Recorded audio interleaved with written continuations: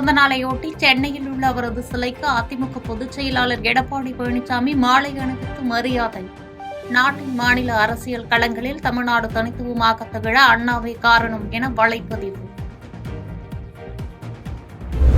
பீகார் தேர்தலில் வெற்றி பெற்றால் 1 மணி நேரத்தில் மதுவிலக்கை ரத்து செய்வேன் என பிரசாந்த் கிஷோர் வாக்குறுதி. கள்ளச்சந்தையில் மது விற்பனையை அதிகரித்து அரசுக்கு 20,000 கோடி ரூபாய் வரி இழப்பு ஏற்பட்டதாக குற்றச்சாட்டு.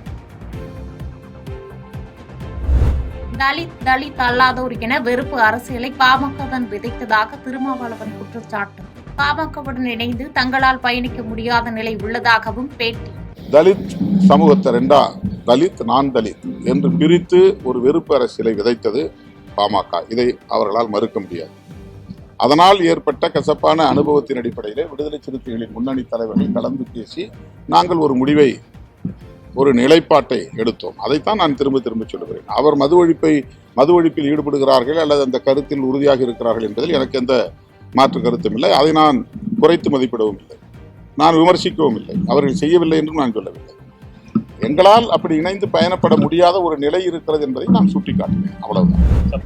மேகதிசை காற்றின் வேக மாறுபாடு காரணமாக தமிழ்நாட்டின் ஓரிரு இடங்களில் இன்று மிதமான மழைக்கு வாய்ப்பு. வரும் 21ஆம் தேதி வரை ஓரிரு இடங்களில் லேசானது முதல் மிதமான மழை தொடரக்கூடும் என்று வானிலை மையம் தகவல். பாதகம் செய்பவரை கண்டால் நாம் பயங்கொள்ளலாகாது பாப்பா, மோதி மிதித்து விடு பாப்பா, அவர் முகத்தில் உமிழ்ந்து விடு பாப்பா. அண்மை செய்திகளை உடனுக்குடன் தெரிந்து கொள்ள இணைந்திருங்கள் இயம்நாடு தொலைக்காட்சியுடன்.